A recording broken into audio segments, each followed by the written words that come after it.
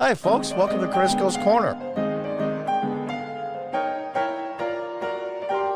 Hi, folks. Welcome back. From Fox News, some updates on the Russia-Ukraine war. Russia-Ukraine meets for talks. Russia shells Ukraine's second-largest city. Live updates. Belarus may join the Russian invasion of Ukraine, which entered its fifth day on Monday. Fighting in the streets has engulfed Ukraine's second-largest city, and Russian troops are encircling Ukraine's capital, Kiev. Here's an interesting article that I saw with Condoleezza Rice. Russian invasion of Ukraine is leading some U.S. politicians, experts, and world leaders to question Vladimir Putin's mental stability. Former U.S. Secretary of State Condoleezza Rice, who served under George W. Bush, called Putin's rhetoric erratic. I met with him many times, and this is a different Putin, she said on Fox News Sunday. He was always calculating and cold, but this is different. He seems erratic. Is there ever deepening delusional rendering of history? Yeah. Ukraine Parliament sends letters to Congress requesting weapons. Now, here's a little side note, and this is just my opinion only. All those, I believe it was $85 billion worth of equipment they left to the Taliban in Afghanistan? How much of that equipment could Ukraine use right now? I'll bet you the bulk of it, if not all of it. It's amazing to me. They could have used that. We already paid for it. They're willing to throw it away.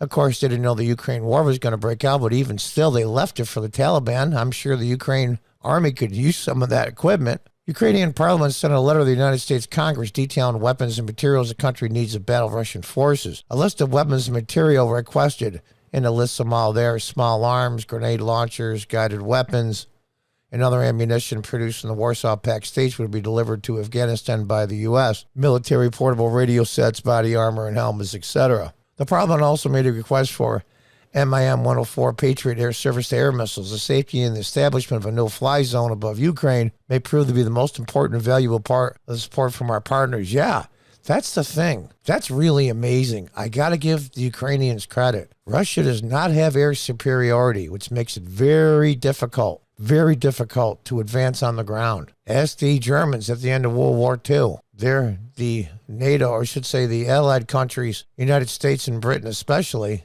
had air superiority, and it made things much easier. Here's something that concerns me a lot. Zelensky signs Ukraine's application to the European Union and shows them there. Yeah, right in the middle of a war to make them a NATO country, you can't do that retroactively. In other words, what is it, Article 5, I think it is. I'm not sure, in the NATO agreement. If you attack one, you attack all. I don't think you could do that retroactively. It'd be interesting to try. And it's very, very dangerous, actually. I think we should help Ukraine the best we can. Arms, money, cut off Russia's money, a lot of things. But putting them in NATO in the middle of a war is probably not a good idea. And, of course, the UN holds a rare special session. I think the UN is worthless, actually less than worthless. They cause more harm than good. They should have got rid of them long ago. U.S. sees no noticeable change in Russian posture, indication Belarus troops preparing to fight. That's the thing. Where are the Russian regulars? Supposedly there's conscripts and a whole bunch of very poorly trained or very little trained troops, and they're all young with no experience. Where are the regular Russian army? Where's the regular guys that have seen action and have a lot of training and know how to use all the weapons? Where are they? It's interesting to me that they're not putting those in. I'm not saying they're not putting in any, but from what I understand, a lot of the conscripts and a lot of the young, very poorly trained men are the ones on the front lines. Interesting. U.S. officials say they see no indication Belarus troops are being ready to go into Ukraine. I've not seen any reasonable or noticeable changes in Russian posture. I'm not so sure. Let's read on. Nearly 75% of Russian assembled combat power deployed into Ukraine. Vladimir Putin has deployed nearly 75% of the assembled combat power in Ukraine, a U.S. defense official said Monday. There's heavy fighting in and around the second largest city in Ukraine, and Russia is aiming to take that city in Mariupol, I believe. I'll probably butcher that pronunciation. A section off the eastern part of Ukraine. Neither city has yet fallen to Russia. Here's the thing. Time is on their side. And I would say there, I mean Ukrainians. The more Russia gets ground down, Ukraine could never win this fight. They can still win this battle without winning. They just can't lose. And we've learned that from history, even our own American Revolution. We didn't win that war. We just didn't lose it. Same goes with Vietnam, and on and on and on. China and the North Vietnamese got their asses handed to them, but they didn't lose. They didn't win either. But by not losing, you still win. I know that sounds confusing, but that's the way it is in war. Russian troops advanced 3 miles closer to Kiev and are more than 15 miles from the capital city. And they were just 18 not 2 days ago, so going is going slow apparently. Cutting off their supply line is the thing. That's the big ticket. You can ask any military historian. You cut off the supply line to your army that's in enemy territory, that's a big deal. Ukrainian airspace continues to be contested with Ukrainian air defense systems still intact, viable, and engaged. Swiss officials conclude Putin unlikely to use nuclear weapons. That's just a guess. It's just a guess. They have, I forget what they call them. They're small nuclear tactical weapons that would be used in, say, in a NATO, back in the old days, the Soviet Union versus NATO conflict. They're not the big atomic weapons that are on the ICBMs. They're small, they're theater-wide tactical weapons. They got plenty of those. We are, of course, looking at all the scenarios, but our investigations indicate the likelihood of these nuclear weapons being used is low. It's a concern. It's a concern. Let's go through a couple more here. Russian news websites hacked purportedly by Anonymous. Now, there is technically no group called Anonymous. It is what it is. It's a lot of anonymous hackers, and they're targeting Russian news websites. And you know what? Good for them. Good for them. Putin calls West empire of lies and economic summit. Something's happened to him. I don't know what it is.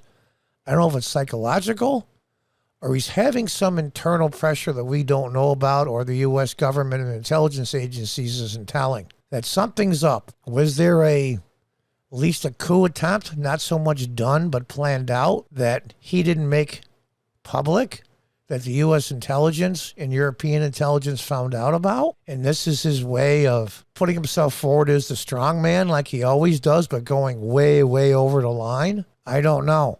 And, of course, second largest city in Ukraine is facing fire. It's crazy. It really is. I think Putin played this one. He's just because you're evil doesn't mean you're stupid or crazy. Unbelievable. Ukrainian resistance is remarkable. That's the thing that I was really impressed with, and I'm going to leave it off with this. Ukrainian forces have pulled off an extraordinary feat holding off Russian forces for days, but President Putin's superior manpower and weaponry will likely triumph at a substantial cost to the leader and his people. There's nothing short of remarkable what the Ukrainian military has accomplished, said U.S. General Jack Keane, who serves as chairman of the Institute for the Study of War. So, here we are, day 5, and the Ukrainians are still holding on. Now, our Congress has 2 speeds, often slow, and so does European countries, and especially NATO. They're worse. They're almost like the UN. They take forever to get something done, and the clock is ticking.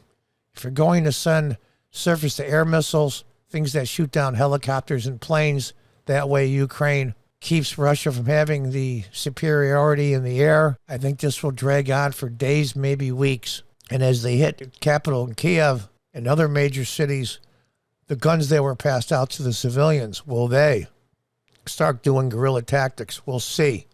It's like anything else. You got to have a serious set on you to sit in your own balcony and fire on Russian troops in your own city knowing they're going to fire back. We'll see how well organized I'll use the word, for a lack of a better term, their militia, i.e. civilian soldiers. We'll have to see. But our thoughts and prayers are with the Ukrainian people, and we'll see how this works out. Will Putin double down? I really realize this is a pointless endeavor and pull back and somehow, but the U.S. and NATO has to give him a way to save face in order for him to do it. We'll see if Biden's people are smart enough to figure that out. Until next time, goodbye and good luck.